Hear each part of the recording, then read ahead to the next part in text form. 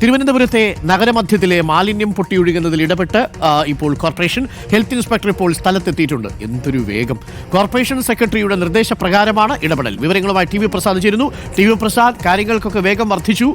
നമ്മൾ റിപ്പോർട്ട് ചെയ്തു, അത് അധികാരികൾ കണ്ടിട്ടുണ്ടാവും. എന്തായാലും എത്രയും പെട്ടെന്ന് കാര്യങ്ങൾ അവസാനിച്ചോ? ഇപ്പോൾ മാലിന്യം പൊട്ടിയൊഴുകുന്ന പ്രശ്നം അവസാനിച്ചോ, അതോ ഇപ്പോഴും തുടരുകയാണോ? മാലിന്യം പൊട്ടിയൊഴുകുന്ന ഇപ്പോഴും തുടരുകയാണ് അരുൺ. പക്ഷേ വാർത്തയ്ക്ക് വലിയ വേഗത ഉണ്ടായിട്ടുണ്ട്. വാർത്തയുടെ ഇമ്പാക്റ്റ് പെട്ടെന്നുണ്ടായിട്ടുണ്ട്. ഹെൽത്ത് ഇൻസ്പെക്ടർ ഇവിടെ എത്തി.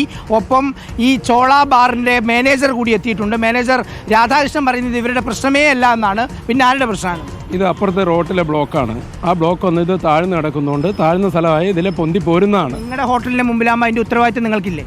എല്ലാ തവണയും പൈസ കൊടുത്ത് ഞങ്ങൾ മാത്രം ചെയ്യാൻ പറ്റില്ലല്ലോ. ഓരോ പൈസ കൊടുത്തിരുന്നതിന് പൈസ കൊടുക്കുന്നതല്ലേ?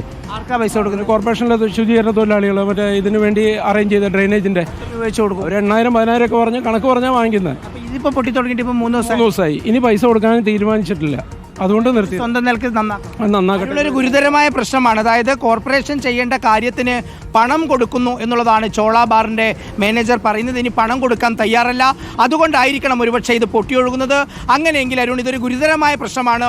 ഒരുപക്ഷെ നാളെ കോർപ്പറേഷനിലെ മറ്റു പല സ്ഥലങ്ങളിലും ആവർത്തിക്കാൻ സാധ്യതയുള്ളതാണ്. അതായത് പണം കൊടുത്തെങ്കിൽ മാത്രമേ ഇത് നന്നാക്കുകയുള്ളൂ എന്ന് പറയുന്ന നിലപാടിലേക്ക് കോർപ്പറേഷൻ പോകുന്നുണ്ടോ എന്നുള്ളതാണ്. ഇനി കോർപ്പറേഷൻ അറിയുമോയെന്ന് എനിക്കറിയില്ല. നമ്മൾ ഡ്രെയിനേജിന്റെ വർക്ക് വരുമ്പോൾ അവരെയാണ് കരാർ കൊടുത്തേക്കുന്നതെന്ന് പറയുന്നത്. അവരാണ് പൈസ. പണം കൊടുത്തിരുന്നെങ്കിൽ നന്നാക്കുമായിരുന്നു. അത് നന്നാക്കും. ഇനി കൊടുക്കാൻ പറ്റില്ല എന്ന് തന്നെ തീരുമാനിച്ചിരിക്കുന്നത്. കാരണം അപ്പുറത്തെ റോഡിലെ ബ്ലോക്കാണ് മെയിൻ മണ്ണ് വന്നടയുന്നത്. അപ്പുറത്തെ ലോഡ്ജിൻ്റെ മണ്ണ് വന്ന് നിങ്ങളുടെ ഡ്രെയിനേജ് അല്ല. ഞങ്ങളുടെ ഡ്രെയിനേജിൽ താഴ്ന്നു കിടക്കുന്നുണ്ട്. ഇതിലെ പൊന്തി പോരുന്നേ ഉള്ളൂ. ഇവർ പറയുന്നത് ശരിയാണോ എന്നുള്ളത് പിന്നീട് പരിശോധനയ്ക്ക് ശേഷമേ മനസ്സിലാകൂ. ഇവർ പറയുന്നൊരു ന്യായം ഇതാണ്. അതായത് ഇവിടേക്ക് വന്നാൽ ഇതിൻ്റെ തൊട്ട് മുകളിൽ, ഈ മുകളിൽ നിന്ന് വരുന്ന വേസ്റ്റ് അത് ഒഴുകി, ഇത് ഉയർന്ന സ്ഥലമാണ് കാണുന്നത്, അത് ഒഴുകി ഇതുവഴി വരുന്നു എന്നാണ് പറയുന്നത്. പക്ഷേ ആത്യന്തികമായി ഇതെത്തുന്നത് ഇവരുടെ ഹോട്ടലിന് മുന്നിലെയാണ്. അരുൺ, ഒരു കാര്യം ഉറപ്പാണ്, ഇത് വലിയ ചോള സാമ്രാട്ട് അല്ലായിരുന്നുവെങ്കിൽ ഇവിടെ നിൽക്കുന്ന കോർപ്പറേഷനിലെ ഹെൽത്ത് ഇൻസ്പെക്ടർ ഇവർക്കെതിരെ നടപടിയെടുത്തേനെ. ഒരു നടപടിയും എടുക്കുന്നില്ല. എന്തുകൊണ്ടാണ് നടപടി എടുക്കാത്തത്? നടപടി എന്തുകൊണ്ടാണ്? നോട്ടീസ് നൽകും ഇവർക്ക്. നോട്ടീസ് ഇപ്പം നൽകാം. ഇത് ഇവരുടെ പ്രശ്നം തന്നെയാണോ? അത് വ്യക്തമായിട്ട് വാട്ടർ അതോറിറ്റിയുടെ എയിലൂടെ പറഞ്ഞിട്ടുണ്ട്. 3 ദിവസമായിട്ടും ഇങ്ങനെ കെട്ടിക്കിടന്ന് നിങ്ങൾ നടപടി എടുക്കാതിരിക്കാൻ കാരണം എന്താ? ഇതിൽ നടക്കുന്ന മനുഷ്യന്മാരല്ലേ? സ്ഥിരമായിട്ട് ഇടയ്ക്കിടയ്ക്ക് ഈ സംഭവം ഉണ്ടാകുന്നതാണ്. അപ്പോൾ അപ്പോഴത്തേക്ക് നമ്മൾ നോട്ടീസ് കൊടുത്ത് അവർ ക്ലിയർ ചെയ്തെന്നാണ് ഇടയ്ക്കിടയ്ക്ക്. അപ്പോൾ ഈ 3 ദിവസമായിട്ട് ഇപ്പം നിങ്ങൾ കാണുന്നില്ലേ? കാണുന്നുണ്ട്. അതിന് നോട്ടീസ് എത്ര മണിക്ക് പരിഹരിക്കും? ഇപ്പോൾ അവർക്ക് നോട്ടീസ് കൊടുത്തിട്ട് മലിനജലം നന്നാക്കണമെങ്കിൽ പണം വാങ്ങിക്കുന്നുണ്ടോ നിങ്ങൾ? ആൾ കോർപ്പറേഷനല്ല ചെയ്യുന്നത്, ഇത് പിന്നെ വാട്ടർ അതോറിറ്റിയാണ് ചെയ്യുന്നത്. വാട്ടർ അതോറിറ്റിയുടെ ഡ്രെയിനേജ് വിഭാഗമാണ് ചെയ്യുന്നത്, കോർപ്പറേഷൻ അല്ല.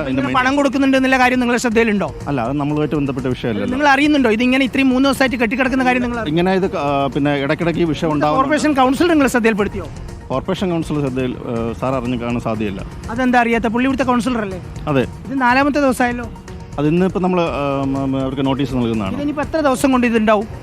അല്ല, അവർക്കൊരു 48 മണിക്കൂർ സമയം കൊടുത്തിട്ട് നമ്മൾ ഇത് ഈ ഒഴുകുന്നത് എത്ര സമയം കൊണ്ട് നിൽക്കും? അല്ല, അത് ഒഴുകുന്നതിന് വാട്ടർ അതോറിറ്റിയുടെ എ അറിയിച്ചിട്ടുണ്ട്. അവർ ഒന്ന് പരിശോധന നടത്തിയതിനു ശേഷം അതിനുള്ള ബ്ലോക്ക് മാറ്റി 3 ദിവസമായിട്ട് നിങ്ങൾ അറിയിക്കാതിരിക്കാൻ കാരണം മാത്രമല്ല ഇത് മലിനജലമാണ്. അവിടെ സ്ഥാപിക്കുമോ? കാര്യം ഇത് അസുഖം വരാൻ സാധ്യതയുള്ള വെള്ളമല്ലേ? ടി വി പ്രസാദ്, മുന്നറിയിപ്പ് ബോർഡ് എന്തെങ്കിലും സ്ഥാപിക്കുമോ? നമ്മൾ ഇല്ല, അത് നമ്മൾ ഹോട്ടലിലേക്ക് ചവിട്ടി കയറുന്നത് കണ്ടോ സാറേ? ക്ലീൻ ചെയ്യാനുള്ള സംവിധാനം ചെയ്യും. ബ്ലീച്ചിങ് പൗഡർ ക്ലീൻ ചെയ്യുന്ന സംവിധാനം ചെയ്യും. അപ്പോൾ ഇന്ന് തന്നെ ഇത് ഒഴിവാകില്ല, പ്രശ്നം ഒഴിവാകില്ല. അവരെ കൊണ്ട് നോട്ടീസ് കൂടെ ചെയ്യിപ്പിക്കാതെ ഇന്ന് തന്നെ ചെയ്യിക്കും. ഇനിയിപ്പോ ഇത് ആവർത്തിക്കാതിരിക്കാൻ എന്താ നമ്മൾ ചെയ്യാം? അല്ലാതെ പെർമനന്റ് ആയിട്ട് ഇത് റോഡ് ഫണ്ടിന്റെ ഇതിലൂടെ ഇത് കണക്ട് ചെയ്ത് കൊടുത്തു കഴിഞ്ഞാൽ മാത്രമേ പെർമനന്റ് ആയിട്ട് നമുക്ക് നാളെയും ഇത് ഫോളോ ചെയ്യണം ഉറപ്പായിട്ടും. ഇവർ പറയുന്നത് ഇവരുടേതല്ല, മുകളിൽ നിന്നാണെന്നാണ്. ഇനി പണം കൊടുക്കാൻ തയ്യാറല്ല എന്നതാണ്. അരുൺ, അത് ഗുരുതരമായ ഒരു പ്രശ്നം തന്നെയാണ്. ഇപ്പോഴും ഒഴുകിക്കൊണ്ടിരിക്കുന്നു. നമുക്ക് കാണാം ആളുകൾ ഇതാ ചാടിക്കിടക്കുകയാണ്. ഇതുവഴി ഇനി ആര് പോയാലും, അത് ആ കാറ് പോകുമ്പോൾ തന്നെ നമുക്ക് കാണാം വെള്ളം തെറിക്കുകയാണ്. വലിയ ബുദ്ധിമുട്ടാണ് അരുൺ.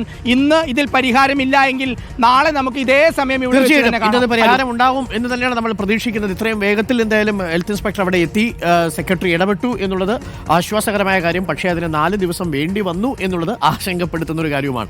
എന്തായാലും ടി വി പ്രസാദ്, നോക്കാം നാളെ നമുക്ക് അരിസ്റ്റോ ജംഗ്ഷനിലെ ഈ മാലിന്യ പ്രശ്നം പരിഹരിച്ചിട്ടുണ്ടോ എന്നുള്ളത് നമുക്ക് പരിശോധിക്കാവുന്നതാണ്.